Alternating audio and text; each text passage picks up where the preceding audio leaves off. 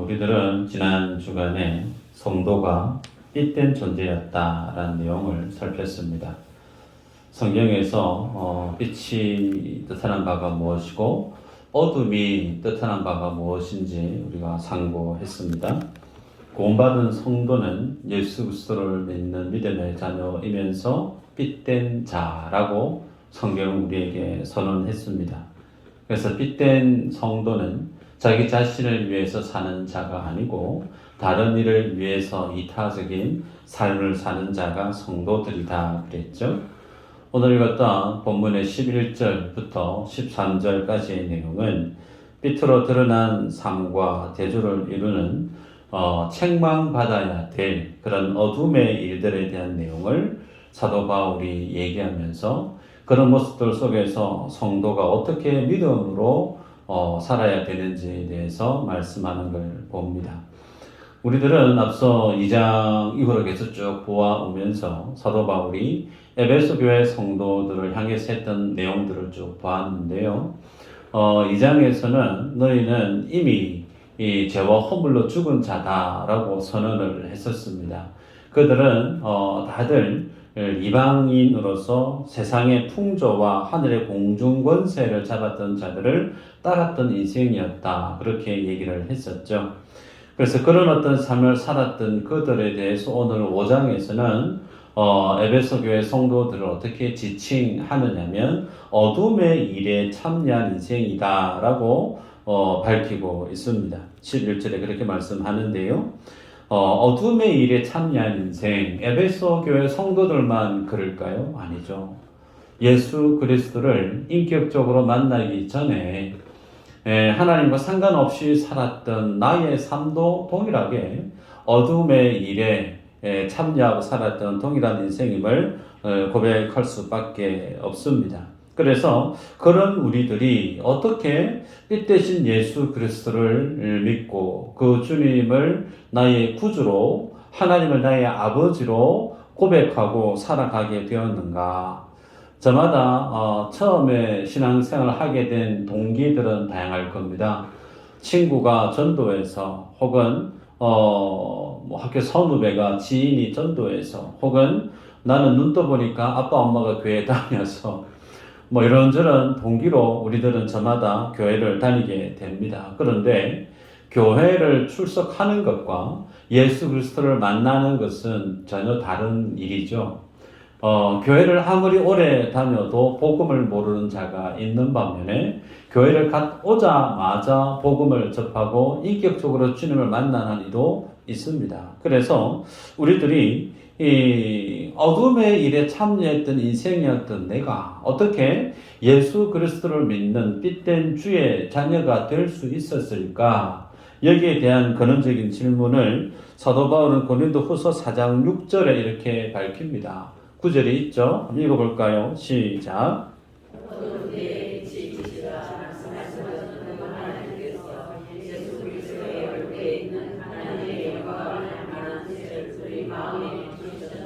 아멘. 중요한 말씀이 하나님의 영광을 아는 빛을 우리 마음에 비추셨다.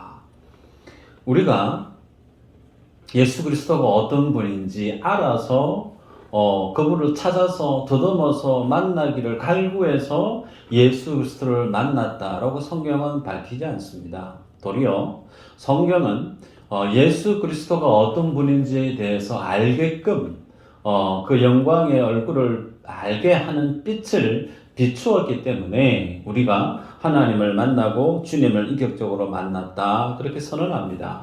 그래서 지난 시간에 말씀 우리가 보았습니다.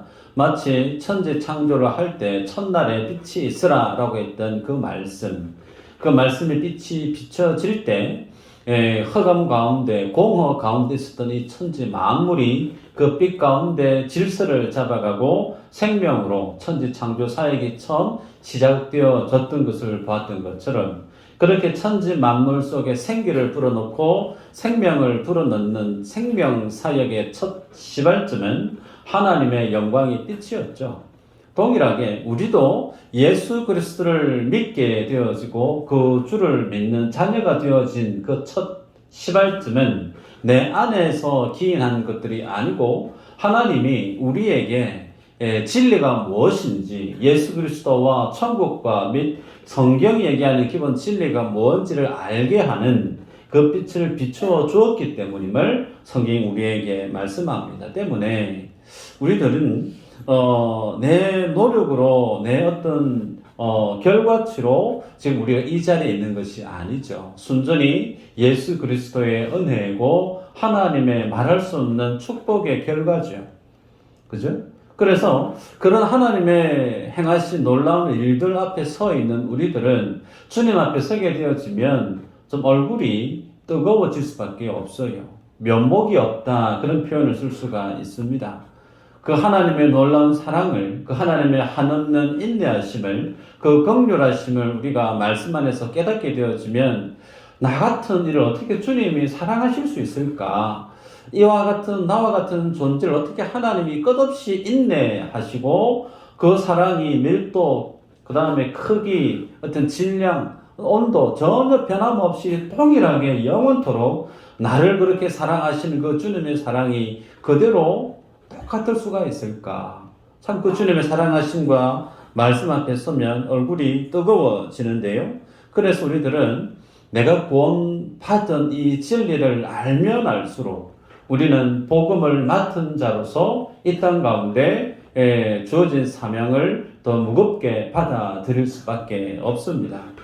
자, 오늘 본문에는요, 11절에 그런 구원받은 성도에게 사도 바울이 언지를 줍니다. 11절에 보니까 너희는 열매 없는 어둠의 일에 참여하지 말고 도리어 책망하라, 그렇게 말씀을 합니다.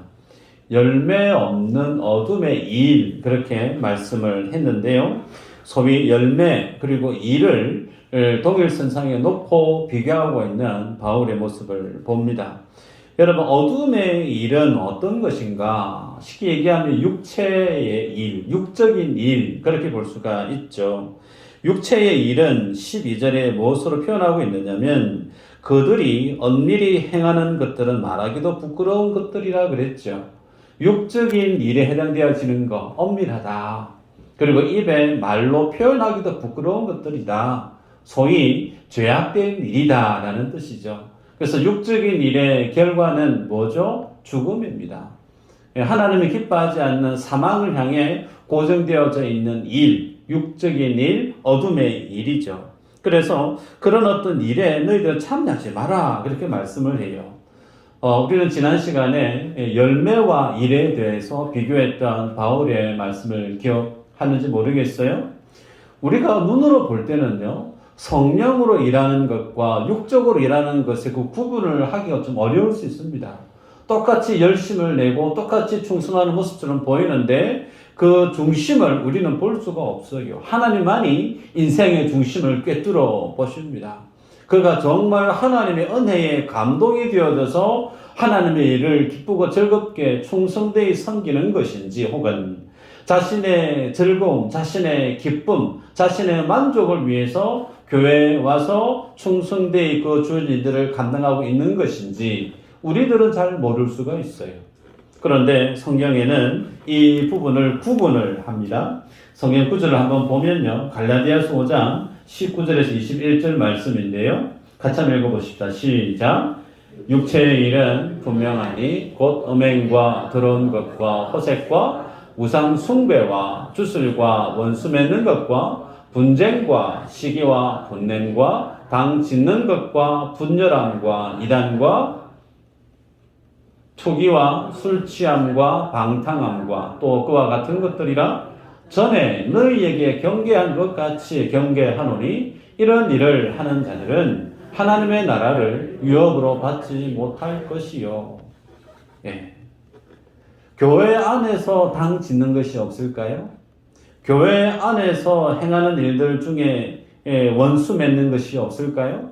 교회 안에 분냄이 없을까요? 교회 안에 시기가 없을까요? 이 말씀을 하고 있는 대상이 누구냐면 교회 안에 있는 사람들을 대상으로 한 편지입니다.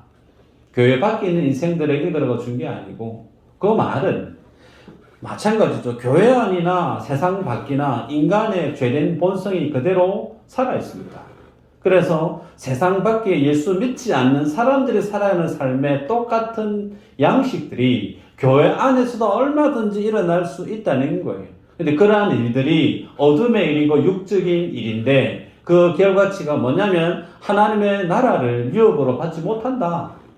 천국 소위 못 간다. 라고 주님 우리에게 선언합니다. 그래서 육적인 일, 이 부분에 대해서 오늘 본문은 어두움의 일이라고 얘기하고 있습니다. 여러분, 고린도 교회 5장 1절 2절에 보면요. 고린도 교회 안에서 자식이 아버지의 아내, 소위 어머니를 범한 엄연한 사건이 소개됩니다. 그 사건을 두고 그 교회가 그 엄연한 부정한 일을 행한 자를 책망하지 않은 것에 대해서 왜 그렇게 하고 있느냐고 호되게 엄히 경계하고 꾸중하는 바울의 모습을 볼 수가 있어요. 여러분, 교회 밖에서도 하지 않는 일이 초대교회 고린도 교회 안에 있었다는 겁니다. 이 모습을 보면서 엄밀히 행하는 일, 입에도 담기도 힘든 부끄러운 일, 그 일들이 소위 어둠의 일이고 그 어둠의 일에 대해서 오늘 본문의 사도 바울은 책망할 것을 권면하는 걸 보게 되죠. 여러분, 예를 듭니다.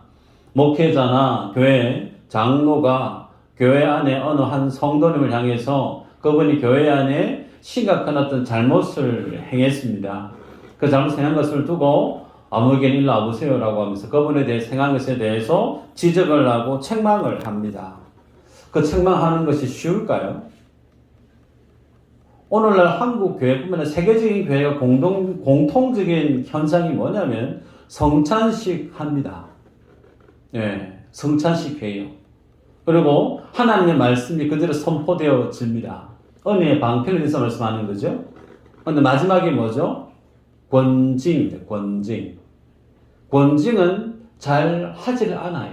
왜요? 권징하면 교회 안이 시끄러워지고 은혜가 좋은 거지, 좋은 게 좋지라고 하는 그런 어떤 관념이 교회 안에까지 뿌리 깊게 내려져서 성도가 잘못된 삶을 살아가고 있어도 그 모습을 두고 엄히 책망하는 모습이 한국 교회마다 사라져가고 있습니다. 소위 교회의 거룩성이, 교회의 사도성이 그만큼 질적인 저하를 향해 내달리고 있음을 우리가 알 수 있죠. 그럼에도 불구하고 오늘 사도 바울은 에베소 교회 성도들에게 그러한 당사자들에 대해서 뭐 하라고 하냐면 책망하라라고 권면하는 걸 보게 되죠. 자, 그러면 실제적으로요, 어떻게 책망해야 되죠? 책망하면 그 책망을 달게 받아들이면 참 좋겠는데 또 책망을 하다 보면 다른 사람에게 있어서 잘잘못을 분명히 판단하고 심판하고 거기에 대해서 지적하게 되어지는데 그렇게 되어지면 분명히 감정이 상할 수가 있죠. 예. 아픈 부위만 치료하면 되는데 잘못하면 그 아픈 부위를 포함한 전체를 절단해야 되는 경우가 혹 교회 안에 있습니다. 제가 1년 좀 지났어요. 통영에 온 지. 근데 교회마다 제 귀에 들려오는 소식들을 들어보면 정말 복잡한 일들이 참 많더라고요. 예. 모르겠습니다. 이게 통영이 좁은 지역이어서 제 귀에 잘 들리는지는 모르지만, 예. 소소한 작은 일 때문에 온 교회가 휘청이는 그런 모습들을 종종 제가 듣습니다. 그러기에 우리가 책망하는 이 부분도 마음대로 편하게 그냥 생각대로 책망할 것이 아니죠. 성경의 도리, 성경의 말씀에 따라 책망할 필요가 있죠. 디모데후서 3장 16, 17절 오전에 우리가 보았는데요. 제가 읽어드리면 모든 성경은 하나님의 감동으로 된 것으로 교훈과 책망과 바르게 함과 의를 교육하기 유익하니 이는 하나님의 사람을 온전하게 하며 모든 선한 일을 행할 능력을 갖추게 한다라고 말씀을 해요. 우리가 오전에도 보았지만 하나님의 말씀은 성도를 온전하게 한다 그랬죠. 그 안에 교훈하는 것이 있고 책망하는 것이 있고 바르게 함이 있고 의로 교육하게 하는 것이 있습니다. 어느 것 하나 그 당사자에게 해당되어질 때 마음이 편한 것이 있는가? 마음 편한 게 없어요. 다 부담이 됩니다. 그런데 뭐 해야 되죠? 그것을 하나님의 말씀으로 수납할 필요가 있다는 거예요. 왜? 노아의 홍수가 있었을까요? 왜 소돔과 고모라 땅이 불타 사라져 버렸을까요?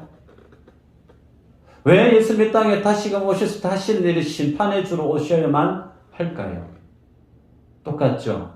세상이 하나님의 말씀에 대해서 책망을 거부합니다. 무엇이 옳고 그름에 대한 진리가 우리에게 그대로 드러날 때, 마치 거울처럼 빛처럼 우리에게 선명하게 드러날 때, 그 앞에 드러난 나의 잘잘못에 대해서 그것을 하나님의 말씀 앞에서 뺏기 들고 회개하고 자기 잘못을 시인하고 인정하는 자세가 있어야 되는데 그걸 거부하는 거예요. 그것은 심판입니다. 구약이 이미 한 번의 심판을 기록하고 있는 것처럼 역사는 반복되죠.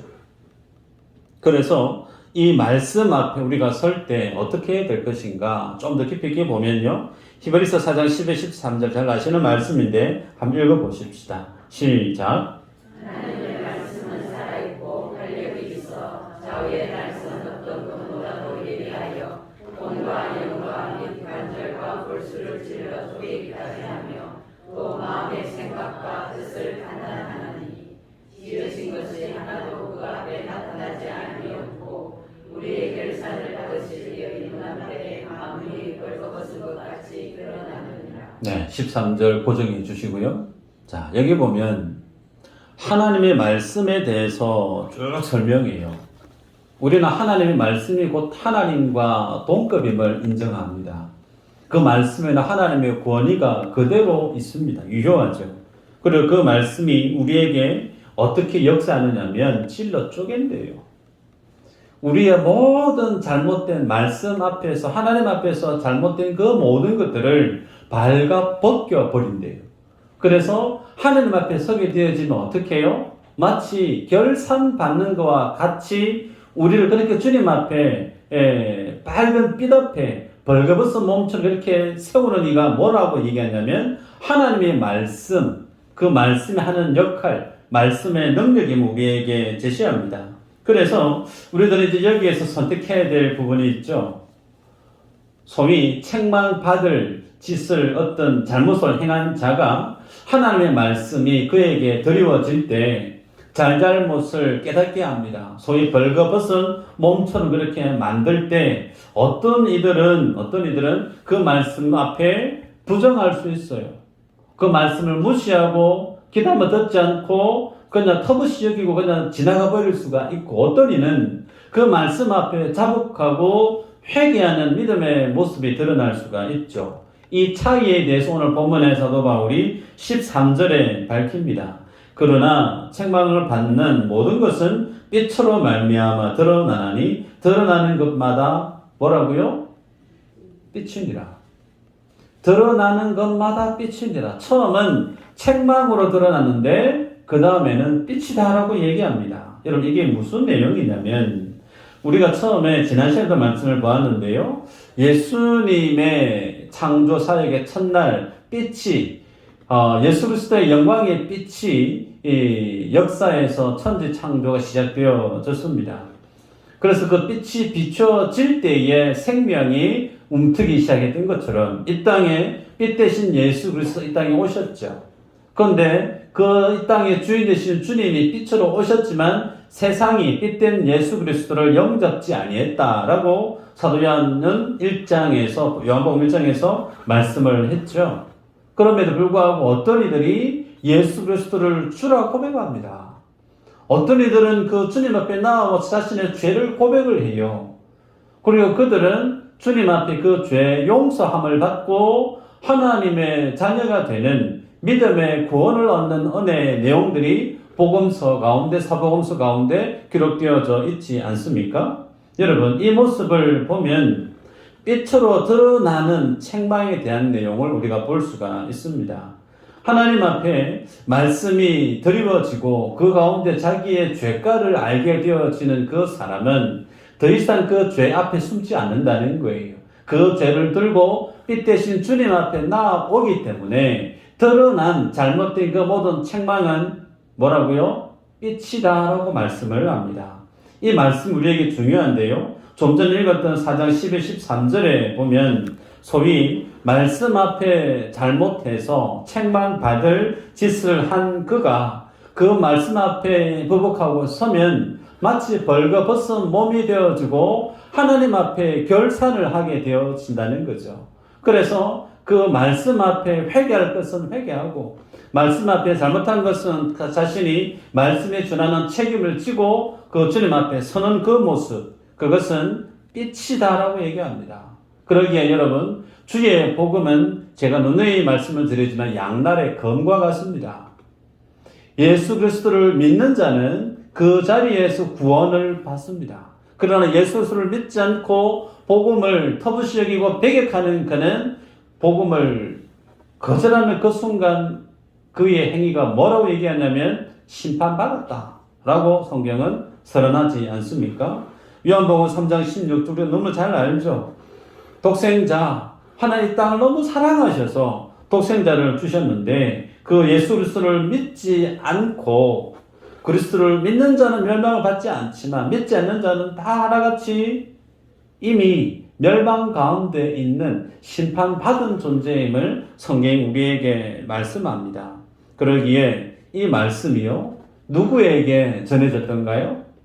귓속말로 전해졌습니까? 아닙니다.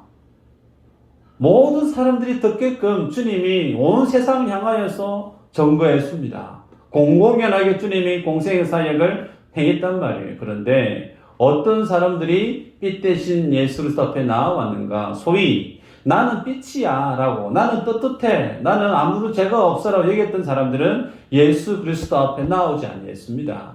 그들이 누구죠? 바리새인이고 서기관이고 종교 지도자들이었어요. 소위 나는 율법 잘 지키고 있다라고 하는 사람들. 반면에 어떤 이들이 주님의 발 앞에 무릎 꿇고 자신의 머리를 한 겹을 부어가면서 주님의 발을 씻겼는가? 세상 사람도 저 여자는 정말 죄인이다. 정말 죄인이다. 세상도 그를 죄인이라고 정죄하고 본인도 자기 자신을 죄인으로 인정했던 그들은 예수님 앞에 나와서 자신의 죄됨을 고백했습니다. 복음은 누구에게 전거되어졌죠? 자신이 죄인임을 고백했던 그들에게 복음이 전해졌고 그들의 잘못된 삶에 대한 말씀이 그들 가슴속에 부음바 되어질 때 그들은 빛 대신 그리스도를 만났어요. 그래서 성경은 주님 앞에 나온 그들을 어떤 사람들이라고 얘기하느냐면 8절에 우리가 지난 시간에 봤지만 너희가 전에는 어둠이더니 이제는 주 안에서 빛이라 빛의 자녀들처럼 행하라. 율법으로 완전하게 살았던 그들이 빛된 자녀라고 말하지 않습니다. 나 죄인 맞아요. 정말 나는 주님 아니면 소망이 없는 죄인 맞습니다. 나는 이러이러한 죄를 지었던 정말 그런 죄인입니다. 라고 주님 앞에 나와서 자신을 죄과를 고백했던 그들을 향하여서 성경은 빛의 자녀다 라고 명명합니다.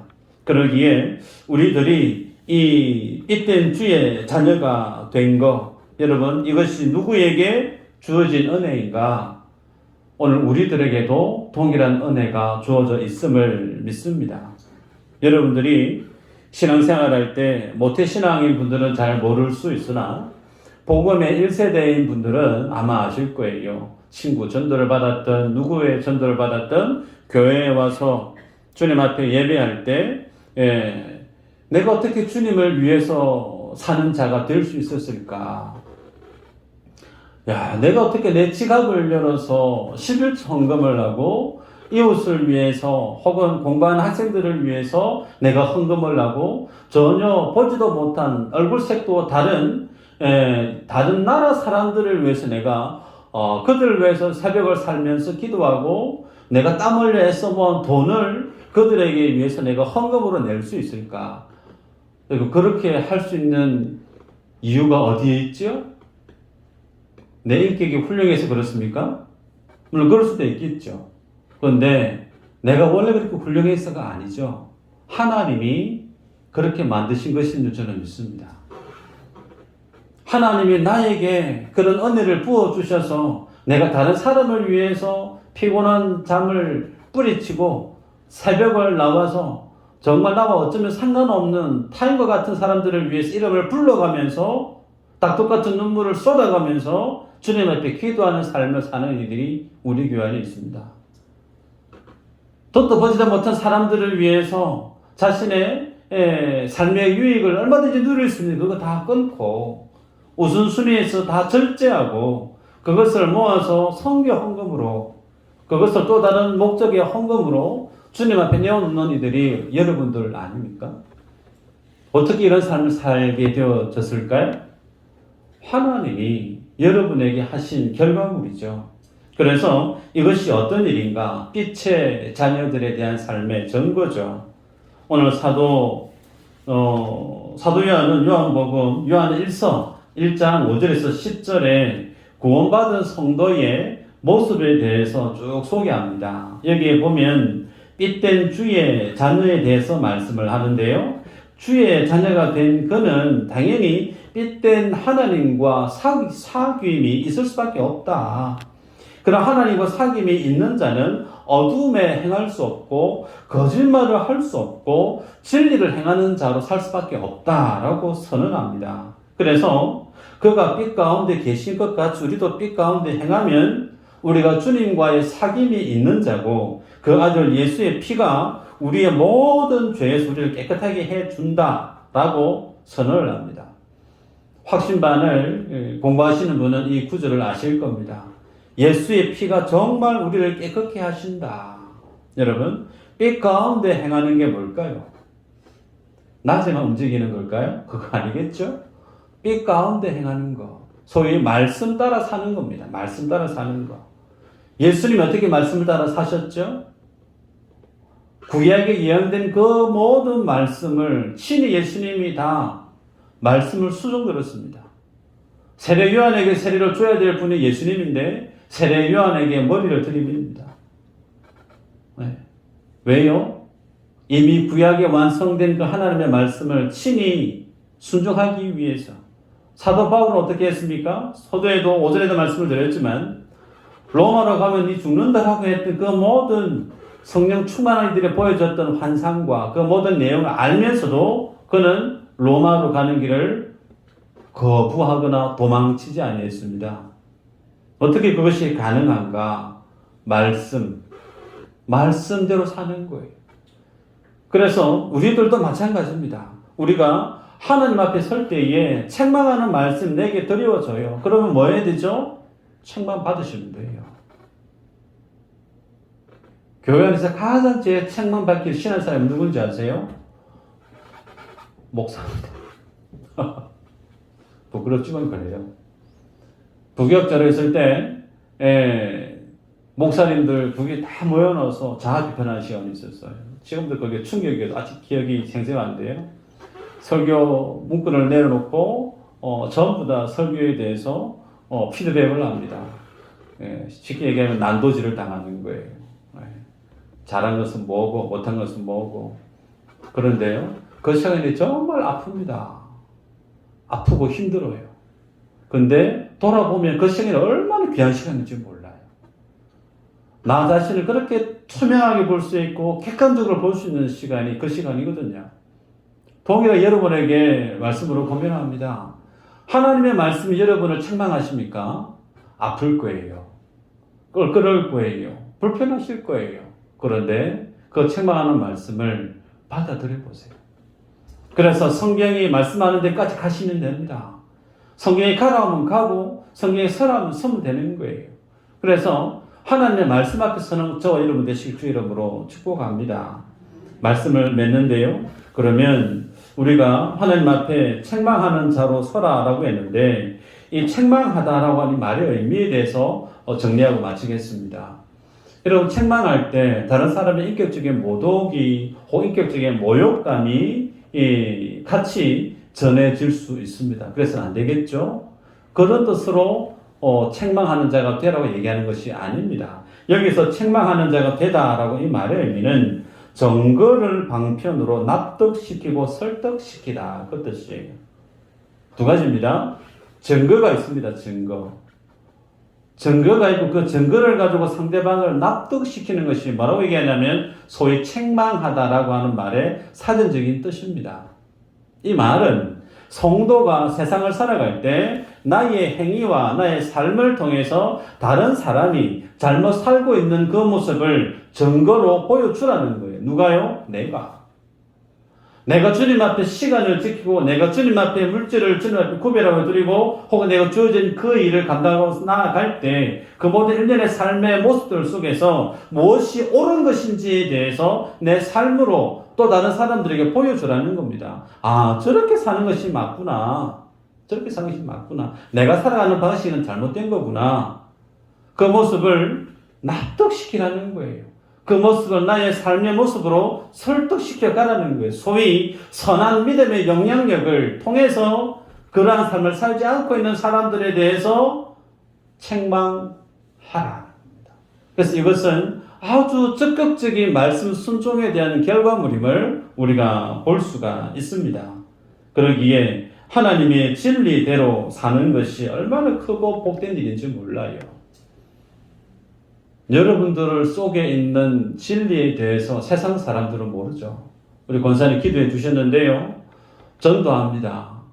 그 전도를 받는 많은 사람들이 어쩌면 성경 한번 보았을 사람도 있을 겁니다. 예전에 교회 한번 다녀봤을 사람도 분명히 있을 거예요.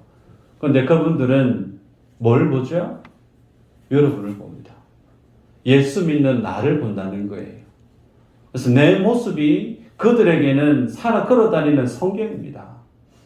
내 속에 웃음기 하나, 내 속에 건네는 말투 하나, 내 속에 행하는 그 모든 행위 하나하나가 그들에게는 무엇으로 보여지느냐면 그것이 곧 진리인 것처럼 보이는 거예요. 그래서 예수 믿는 자가 세상에 대한 책임은 무한 책임입니다. 아멘이신가요? 정부가 시민들에게 무한 책임이라는 말을 종종 하죠. 마찬가지입니다. 성도는 세상을 향하여서 복음에 대한 삶에 대한 그 책임에 있어서는 무한 책임이에요. 그래서 성경이 오늘 사도 바울이 에베소 교회 성도들에게 도전하는 것처럼 너희가 그렇게 살지 못하는 자들에 대해서 책망하는 자가 되라고 권면하듯이 저도 여러분과 우리 모두에게 권면합니다. 책망할 수 있는 믿음의 증거를 지니시고 그 믿음의 증거로 영향력 있는 성도의 삶을 이 한 주도 힘있게 살아내는 모든 분들 되시기를 주 이름으로 축복합니다. 기도합니다. 하나님 감사합니다.